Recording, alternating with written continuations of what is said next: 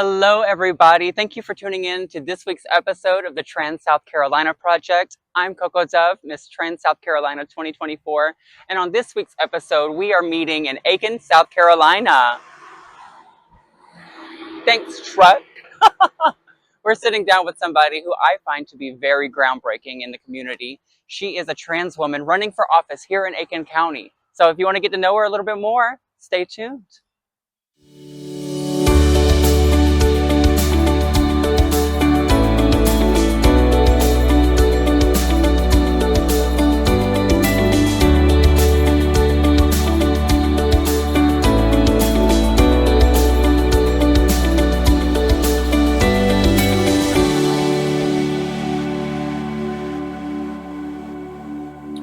Hello, everyone. Thank you for tuning in to this week's episode. I'm so excited to be presenting you guys with my next guest, Dee Elder. Hello. Thank you so much for being here. I'm We're so excited glad to be have here. you. So for you guys watching that don't know, Dee Elder is running for office in Aiken County. Yes, I'm running for South Carolina State Senate in District 24. Covers most of Aiken County. I'm so excited. That's so groundbreaking to me, and we're going to talk more about that later. Okay. But before we get into the juicy questions, every interview I do, I like to start with the break the ice. Okay. Just because it's fun. It makes me feel like a teenage girl again. Okay, So. let's fire away. Let's break the ice. I never Good got to do it questions. the first time. So. I gotcha. So the way this works is I'm just going to ask you random questions, speed round, Okay. answer as fast as you can. Okay, let's do it. What's your favorite color? Blue. All right. What's your favorite holiday? Christmas. All right. What's your favorite food? Ooh, I like chili dogs. Me too. Nobody has said that yet, and I crave chili dogs like every other night. What's your favorite movie? Ooh, the one that always comes to mind is this German movie called The Lives of Others. Okay. But I just have to say that's probably my favorite movie. The Lives of Others. The Lives of Others. It's a weird German movie that I come back to every time. Okay, I'm going to have to take a look at that. That's a good movie. All right. Who's your celebrity crush? Ooh, it changes every day. Mine too. I couldn't pick just one. I don't know. Everybody's default lately has been Ryan Reynolds. That's who I was going to say. That's who I was going to say. Yeah, we'll just say Ryan Reynolds for right now. What skill do you think everyone should have? I think everyone should know how to play a musical instrument. I do too. I know this is supposed to be a speed round, but I want to talk more about that real quick. Yeah. I think musical instruments, it brings something out of people, even if they're playing it poorly. Yeah, I think you should try. Yeah, everybody should. Everybody should have at least one instrument in their repertoire. Yeah, that you can play one song on. Yeah. Just one song, even if it's Baba Black Sheep. Exactly, like yeah. I agree. What is your idea of fun? Playing with my little girls and playing guitar. All right. Well, thank you. That was the speed round. And now we're going to get into the good questions. Okay. And before we get into the political stuff that everybody wants to hear about, I want to know a little bit more about your background. Are you from the Carolinas originally? Aiken? Yes, I am. I grew up right here in this house where we're sitting right now. Oh, cool. Yeah. Tell us about that. Well, I was born just on the other side of Aiken. Actually, I was born on the same street where my daughters live today. They live with their mom just on the other side of town, and just a few minutes away from here. Grew up I went to Mead Hall. If you're familiar with Aiken, it's a kind of a big private school now. Grew up, went to South Aiken. Then I went on to college Charleston, and then years after that moved back to Aiken, and I've been here ever since. Awesome. I do love Aiken. I think it's so cozy. It is. Compared to a lot of these towns that look like a lot of South Carolina towns look cookie cutter. Yeah. They all kind of look the same, but Aiken is its own little.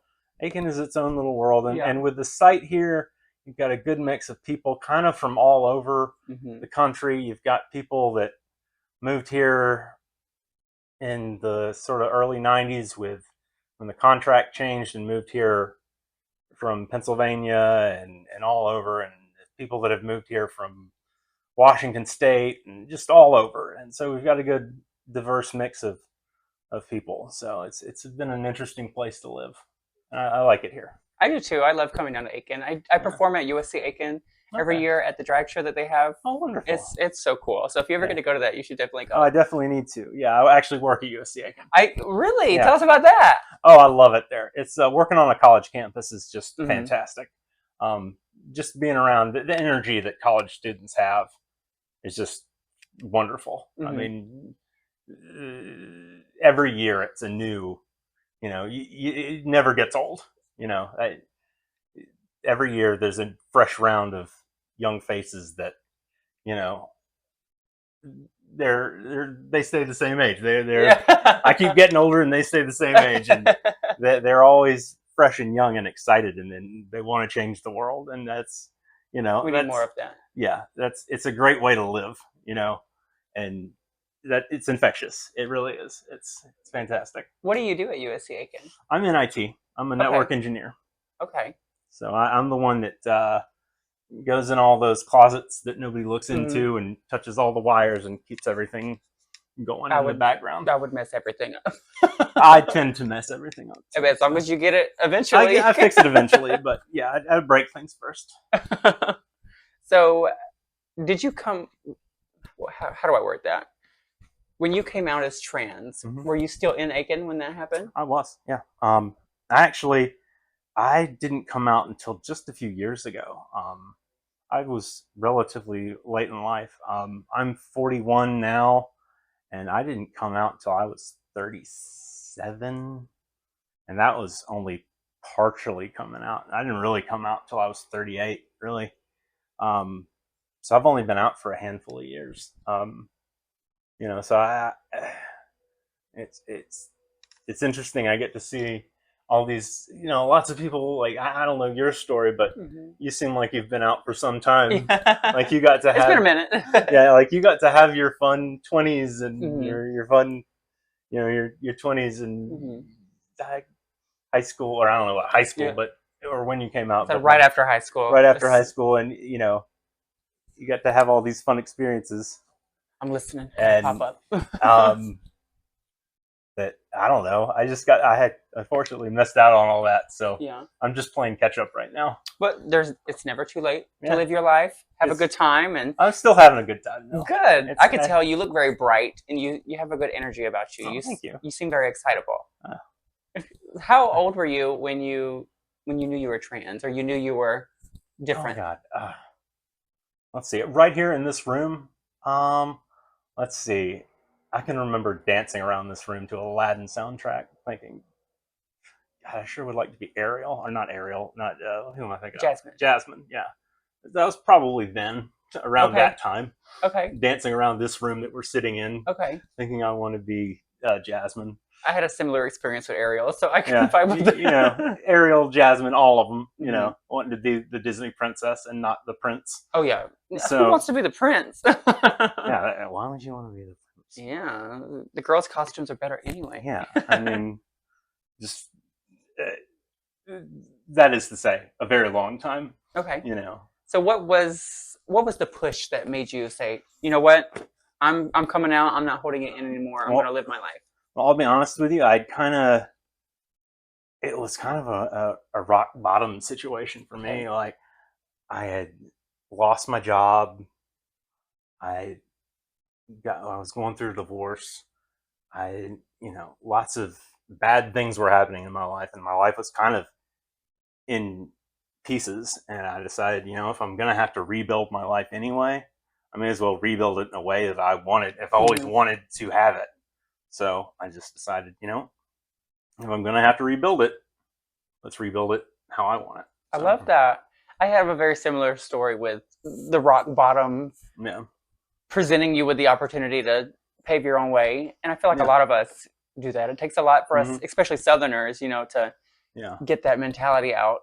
Yeah, that's really what happened to me. I mean, a lot of people, because of the timing of it, saw it as I got divorced from my wife because I was trans, when it was really the other way around.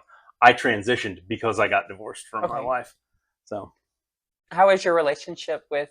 It's actually better now than it's ever been. Good. Okay. I get along better with my ex now than we did when we were married. Really, I mean, I talk to her just about every day. I mean, she's got a boyfriend now, and we're fine. But yeah, my relationship with her is much better now. That's awesome. Because I can be honest with her, and like we were never honest with each other before. So, how is it like being a trans parent for you? Or just a parent in general? Just a parent? Well, I mean, being a parent is hard. Oh yeah. You can. Oh yeah. You guys can verify this. Oh yeah. But being trans adds another wrinkle to it. You know, there's a little bit of that looking over your shoulder, especially in South Carolina. Oh yeah. Where you're worried. You know, the only thing about being trans that makes it difficult, the only time I ever even notice is when I'm walking around with my 6-year-old and she calls me daddy. And I'm like, is somebody gonna say something? You know, that's the only time I ever get worried about it. Is somebody gonna see me being called daddy? Yeah. And get weirded out by it and say something to me. But other than that, I've really never had. I don't know if it's just I don't go out enough to get harassed or what it is. But I can count on one hand the number of times I've ever really been. That's good though. That's good. Yeah, a lot of us don't have that experience down here, so yeah, maybe I just don't get out enough. But some of us, you know, need to take that pointer. Yeah. Some of us get out too much. Let's talk about politics. Okay. All right. So tell us why you decided to run for Senate. Well, initially, the thing that lit a fire under me was this House Bill 4624. Of course.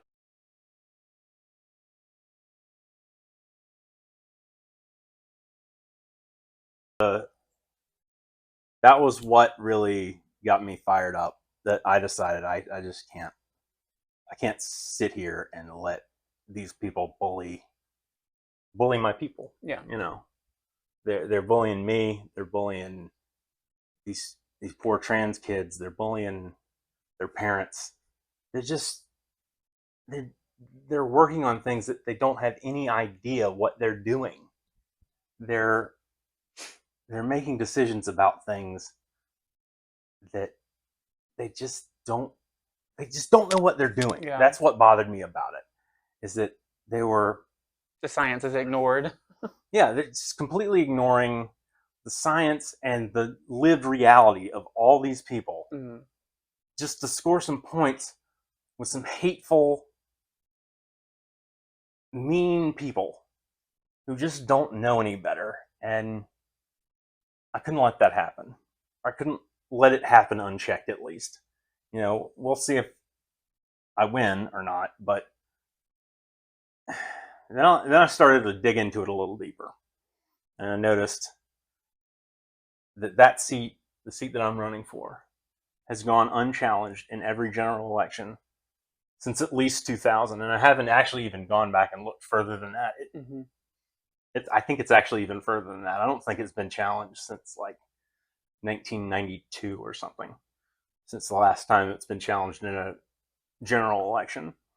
So it's been 30 some odd years that a Democrat has even tried to run for the seat.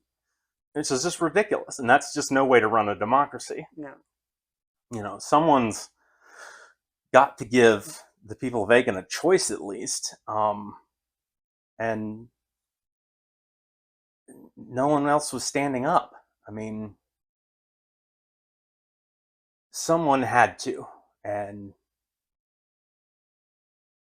so I decided that someone should be me. What's your platform? Primarily, I am running on women's reproductive freedom. That's the main thing I want to pressure the South Carolina government, the governor, to get rid of. I think that's probably going to take another election. It's going to take 2026 and a new governor to. I agree, unfortunately. To get, but we're going to need the senators in place to do it. Yeah, go ahead and start speaking now. Yeah. So we're going to need senators and representatives in place in 2026 to get rid of this ridiculous 6-week abortion bill ban for when we get a new governor in 2026. Because McMaster is just it's one ridiculous thing after another. I just saw this week he refused money from the federal government for a summer food program for poor children in South Carolina. Did he give any reasoning behind that you're aware of? His reasoning was that was just for COVID and we need to start getting back to normal. And I didn't quite understand his reasoning, but it seemed not like a very good reason. So circling back to Bill 4624, it just got the go-ahead to go back to the House. Yeah. What are your opinions on specifically the Senate members from Aiken County that are supporting this bill so much? I am very disappointed in my opponent's take on it. I know several people, myself included, who've spoken to him about it, and I know that he knows better because we've told him better, and he ignored us. They have the information. Yeah, we've presented them with everything I can think of. They had the information to know better, and they ignore it. So, you know what? Then we've got to do something about them. So we're going to run against them, and I'm going to win. So let's say you win this election. Okay. What will you do to try to counteract the mentality that's supporting these kind of bills so much? Well, how do you plan to educate people in Aiken County regarding what not just being trans is, but what being LGBTQ is? Well, I think a win in and of itself from someone is from a transgender person in and of itself would be kind of alter that perception. Oh yeah. But I would hope people would just try and make an effort to get to know me. That I think is the biggest hurdle. I think from the bit of campaigning that I've done so far, and the people that I've run into that we'll say that aren't on my side, that are politically against me, most of them have never met a trans person. So it's hard to say I don't think they hate trans people. They don't know any trans people. Yeah. So you just have to get past that first. You just have to show them that we're not a taboo. Yeah. we're human beings, and we just live lives like human beings.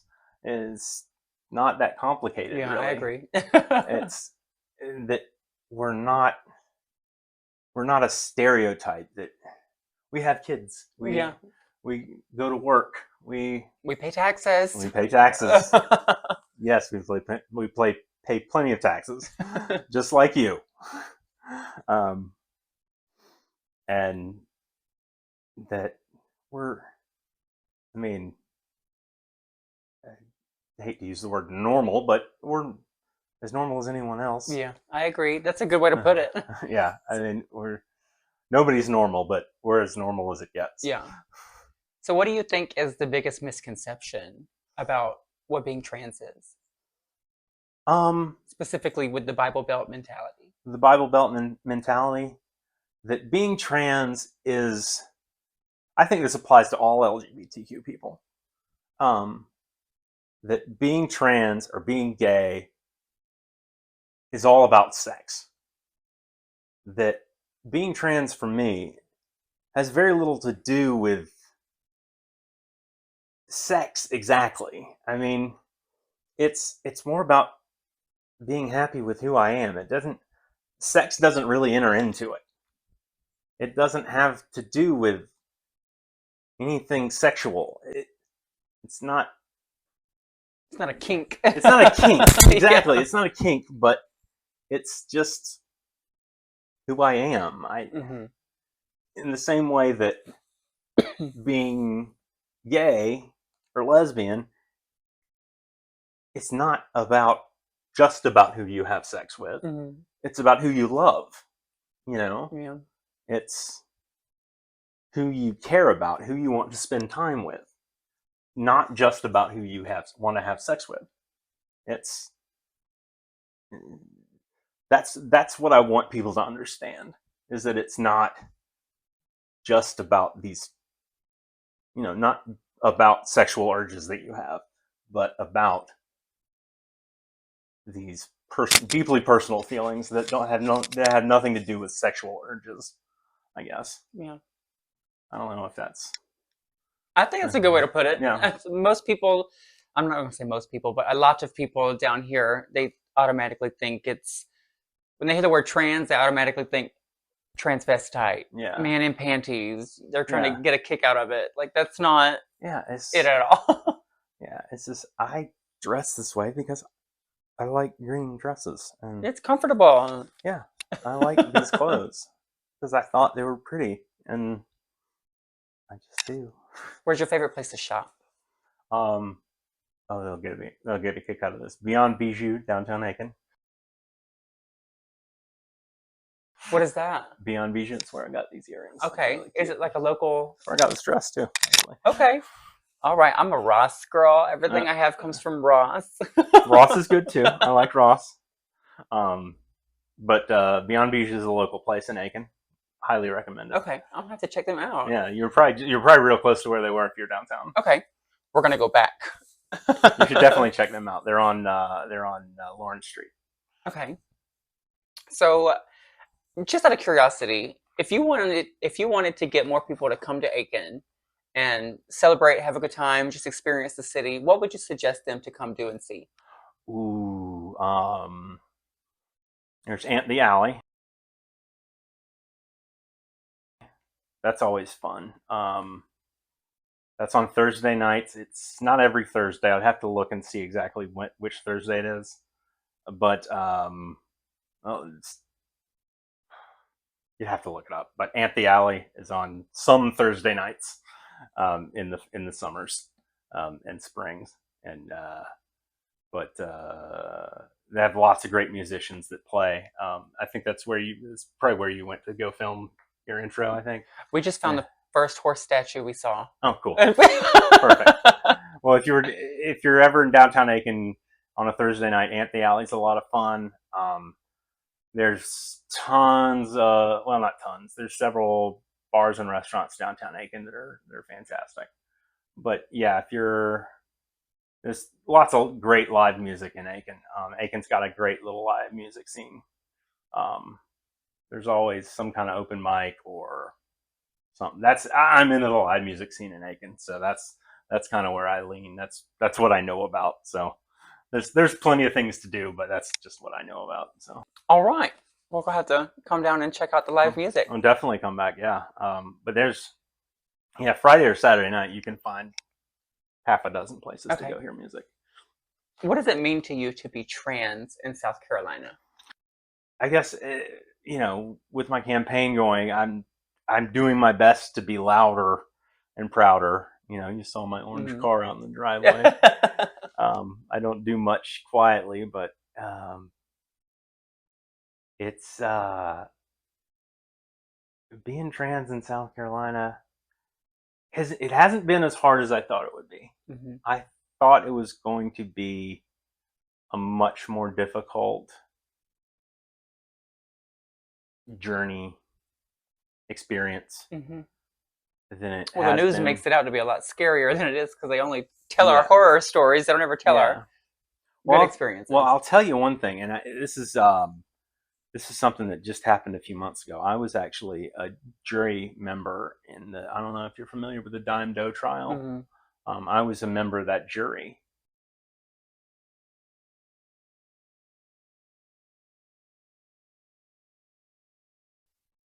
And that's one of the, if you're not familiar, Dime Doe was a transgender woman in Allendale that was very sadly murdered in 2000. Was it 2019? I believe so. 2019. I should know that because it was hammered into my head. August 4th, 2019. Yes. In any case, but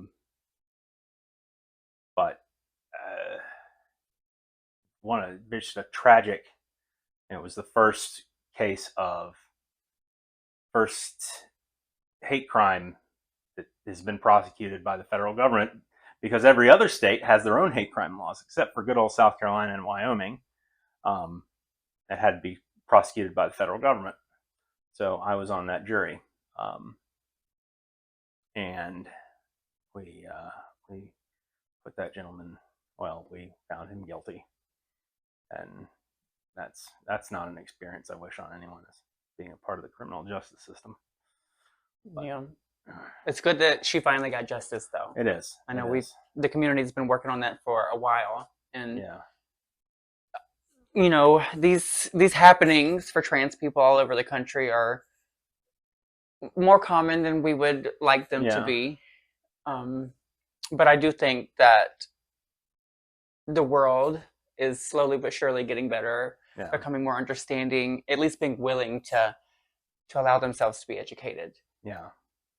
And I think that's going to help a lot with making sure these kind of situations don't happen anymore. Well, yeah, and part of the struggle, and I think every marginalized community goes through this to some degree, is that the first thing you have to do is you kind of have to get people to recognize your humanity. Yeah. You know, they don't necessarily, and it really hurts even to say this out loud, they don't necessarily see us as human. Yeah, I agree. First. Like, it almost disgusting to say out loud. Yeah, it makes, I feel it. Yeah, like, I don't like to say that out loud, but yeah, like, they don't see us as human, and that's awful. But, you know, that's why they have to meet us. That's why we have to be out there. That's why we have to be a little bit loud and a little bit proud. You know, you have to go out there and you have to kind of walk that line of being yourself, and I hate to say this, but like being a presentable, you have to be cautious of your surroundings. Yeah, you have to almost, it's not fair, but you have to be this presentable version of the transgender community to everyone, so that, you know, you create a good picture of the, you know, the trans community. And it's not fair, but it is what it is. Yeah, I think we need to get more in the mentality people need to understand that it's a shared world. Yeah. We're all humans, and you don't have to like who we are. You don't have to like how we live our lives. Just understand that this world, this country, this state, this city is something we all share, and we're all going to be here together either way. We're brothers, we're sisters, we're siblings. You don't have to love us. Just accept that we're here, and we have to figure out how to live in harmony. That's the only way we're going to be able to keep on keeping on. Mm-hmm. Yeah. So with all of that being said, do you have a message for any trans youth that may be watching this? Ooh,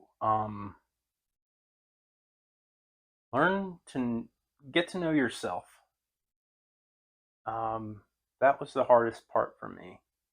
I didn't really know myself until I came out. That was the hardest thing.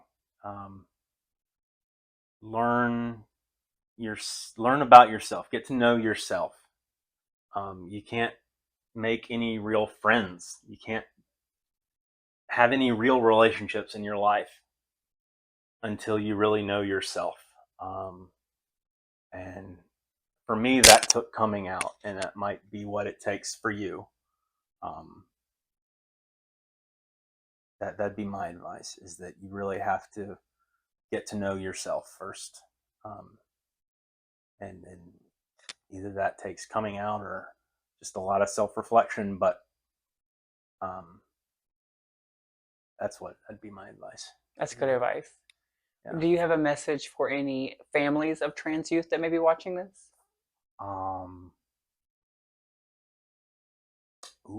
Let's see here.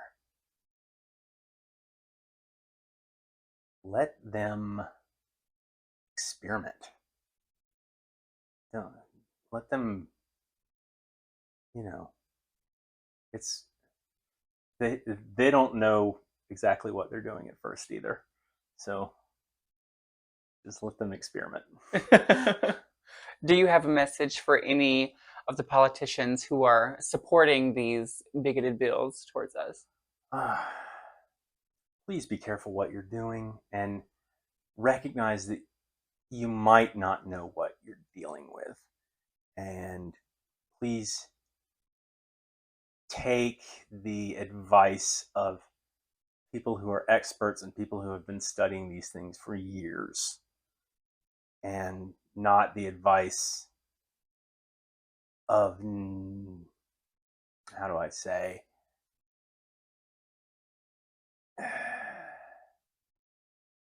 people who might be bigoted for other reasons.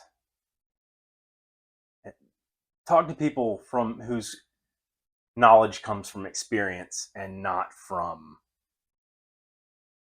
say, hearsay and maybe religious indoctrination. Oh yeah, I agree 100%. I'm all for freedom of religion. Believe in what you want to believe. Worship what you want to worship. Keep your religion out of our legislation. Please. That's my. They puts fire in my. All right. I believe that is the end of the interview. I think that we got a lot of good answers. I think we had a good conversation. I think they learned a lot about you. You want to tell everybody when and where they can go vote for you? Yes, absolutely. I will be on the ballot on November 5th, 2024, Tuesday. Don't forget to register to vote. You can go get a sample ballot at scvotes.gov. That'll give you all the information that you need to find your ballot. You can get a sample ballot. You can find out where to register, all the information you need. You can also go to electelder2024.com to get all of the information you need about my campaign, and that'll link you to my Facebook page, my Twitter, X, whatever you want to call it. Also, how you can donate if you want to do that, donate, volunteer, whatever you'd like to do. And I hope to see you on the campaign trail. Thank you guys so much for tuning in. You guys have a good night. Bye.